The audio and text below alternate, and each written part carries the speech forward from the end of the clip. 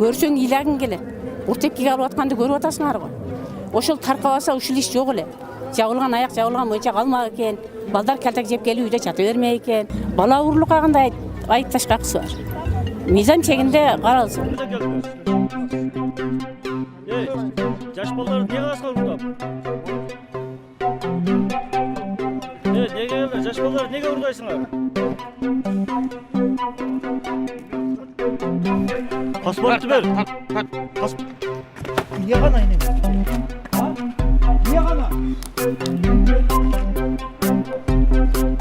Ушундай өзүнүн тиричилигин уурлук кылбай, наша чекпей, арак ичпей, көчөдө бирөөнү тонобой, өзүнүн тиричилигин кылып, өздөрүнүн бала чакасына пешине тер менен акча тапкан балдарга биз алты саны аман адамдар колдоо көрсөтүп, жардам бериштин ордунда ушул кылып, анан жакшы иш жасагансып, дагы интернетке таркатып, биздин балдардын намысына тийгендиги бул өтө жаман нерсе да мен.